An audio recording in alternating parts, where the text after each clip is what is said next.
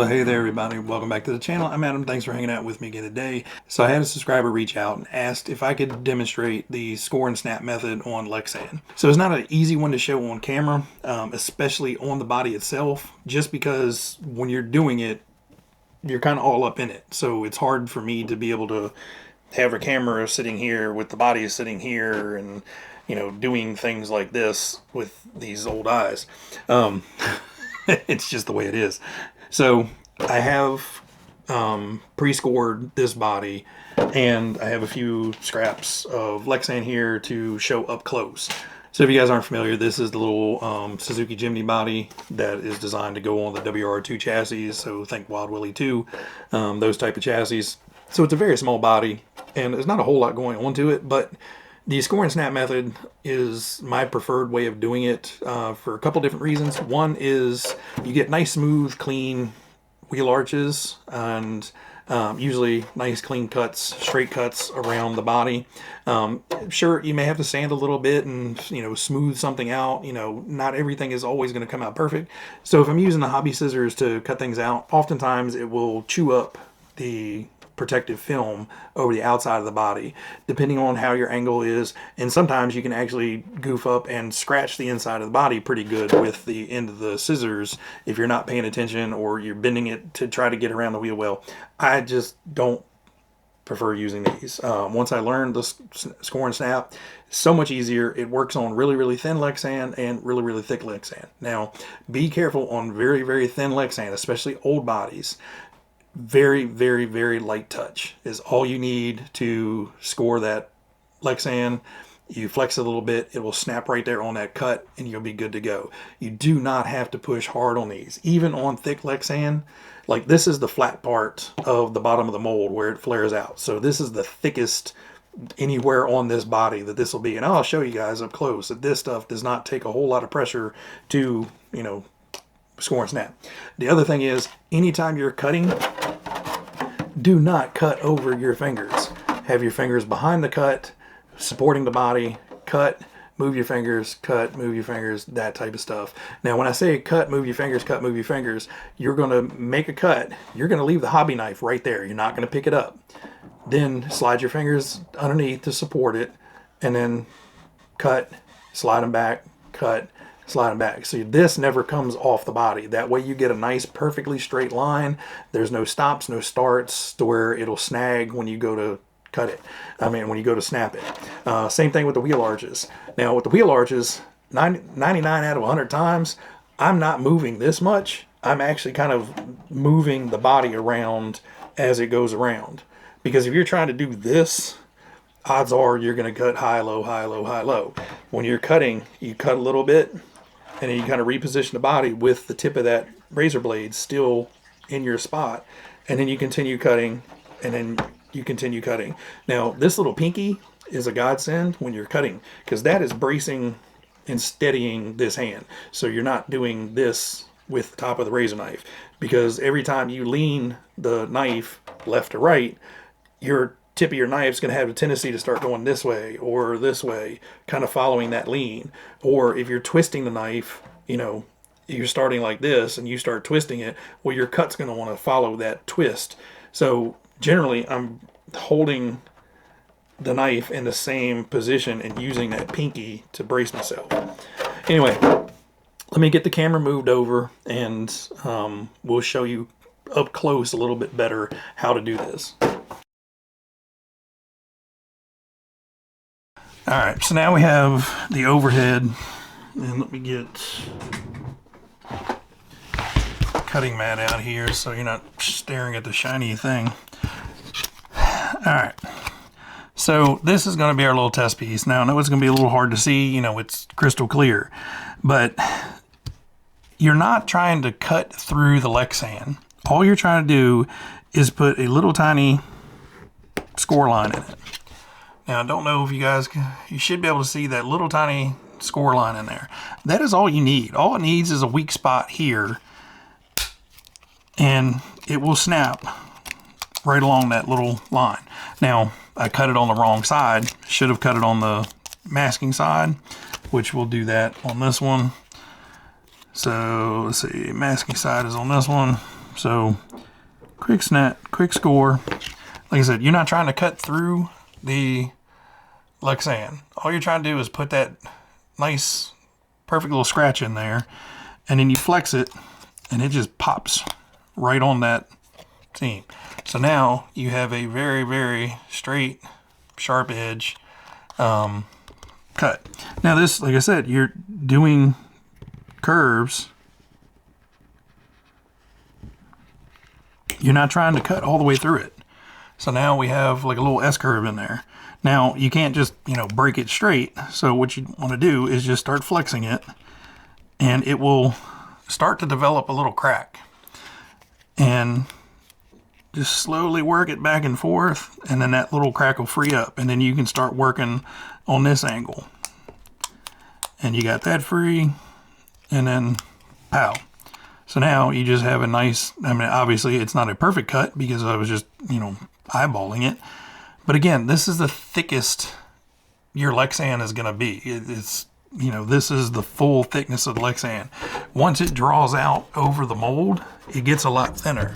So like, especially on the sides of your bodies, it's usually the thinnest. So I don't know if you guys, I've already pre-cut this. So for the wheel wells, I start those first. And I started down here and came into the wheel well line. So I didn't try to get this little curve here. Now there's a reason for that.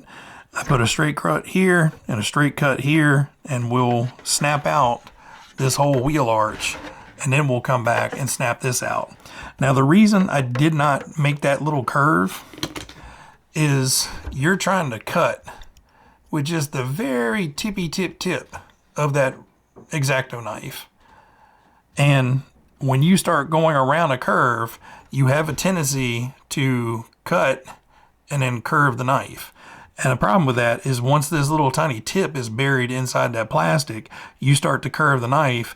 A lot of times it will want to snap off just the very, very tip of that blade, rendering this whole blade useless for, you know, finishing off your body, because now you don't have an ultra fine tip on your blade where it comes to that razor point. You've got a blunt tip with a razor edge coming down this edge. So anyway, like I said, all you gotta do is just get it started, and you just flex it a little bit, and it just pops right out of there. Now, most of the times, you don't have to flex it much. Once you get it started, okay, so I didn't cut all the way down there. Oh, I cut back, that's what it was. So there. Now, we have a nice smooth, no little nibble around the whole side. And then we'll come to this side. And this is very, very thin. You know, that just took a little bit of effort to peel that off.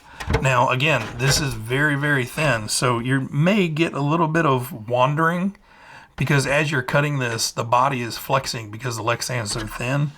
All you got to do is, once you get this all cut out, get yourself some of these little nail files off of Amazon. I'll put a link down in the description below for my affiliate link, but you can pick these up in like 10 packs for next to nothing, and then you can sand that down nice and flat. This one came out pretty well.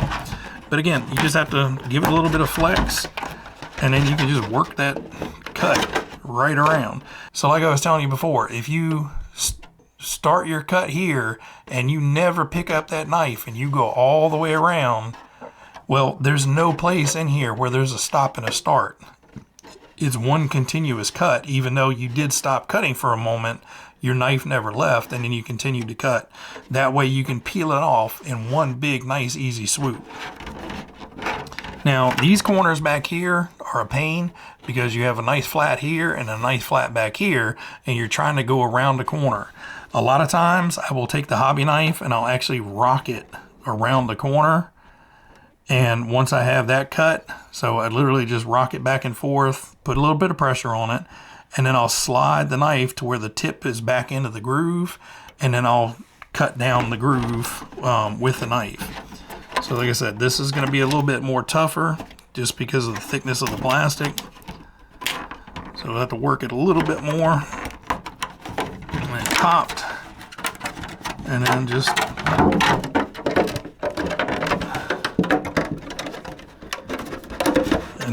oops. Sorry for all the noise. It's not the quietest procedure.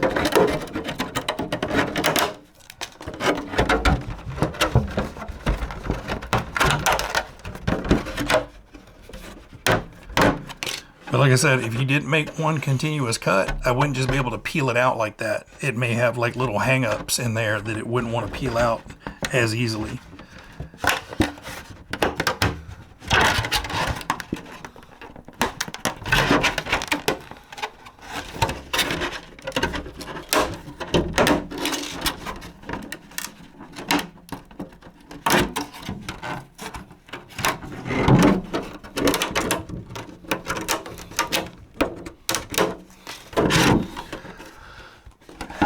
There you go, all cut out and ready to go.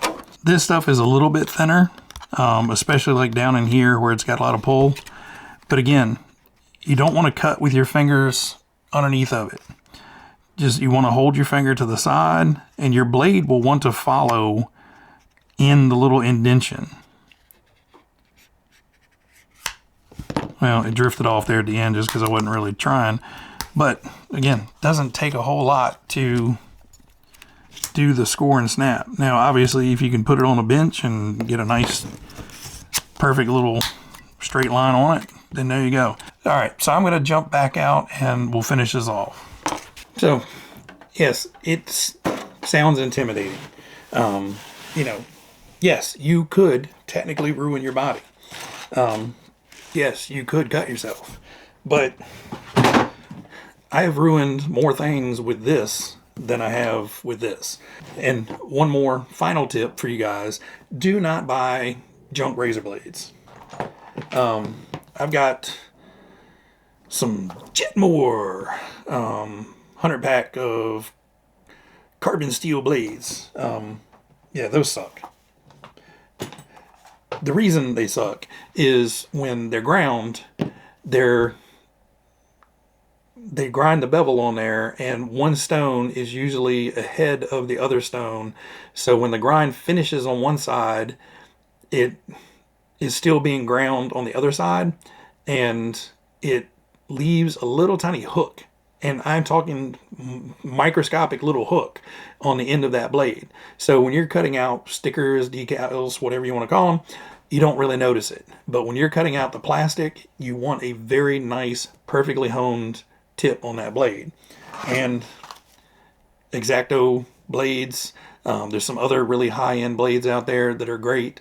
This is a 100 pack of the number one, this is a pack of their number 11 blades, which is in your standard hobby knife. And I've had this pack for probably a year now, and I'm about halfway through it. Now, I do a lot of stuff. Anytime I start a new body, you know, I've got body and then I've got decals, I will put a brand new blade to work on the body. Now, as long as the blade didn't get damaged working on the body, then it is still plenty sharp to go through an entire set of decals and window masks and all that stuff. Well, I say that. If it's one of those ginormous kits where it has, you know, 150 different decals, you know, your blade tip's going to get dull at some point. But for a normal body, one blade for the body, and then it is good to continue on with the sticker sheet, get that done, and then from there I'll actually put this in rotation. Now this blade is my, you know, junker blade I can use for whatever, opening up bags or boxes or whatever. And then I have 2 or 3 of these sitting in the rack, and I'll just rotate them out. So this one gets a new blade, this one gets put in the back, or gets put in second place, and then third place is the one I've already used for cutting up boxes and stuff like that. You know, it's just my personal preference, but putting a new blade in to do the body is key. You don't want to try to use a dull knife that you've used on something else, possibly has a broken tip. You know, the tips of these things are extremely fine, and the sharper you can have it, the better. And, you know, again, rule number 1, don't cut your fingers. But again, it sounds a whole lot more complicated and complex and, you know, scary than it actually is. Try on your next body or so, if you're still more comfortable using these, cut your entire body out with your scissors. Save all your little scraps from your body and sit down with a brand new hobby knife and make some practice cuts. You know, do long straight cuts, do some wavy cuts, do some, like, you know, cut out little squares. You know, just take a Sharpie and draw on there and try to cut out your little shapes. You know, just a little bit of practice and figuring out, you know, how much I need to score it for a thick piece or how light I have to go for a thin piece goes a really long way. Anyway, guys, that's it. I know I said it was going to be quick, but you know me, I ramble on forever, and I hope I gave you guys some helpful hints on cutting out the body, and thanks for reaching out and asking for a video on it. I hope it helps you out, and everybody out there, as always, be happy, be healthy, be safe, and I will catch you on the next one. See you guys.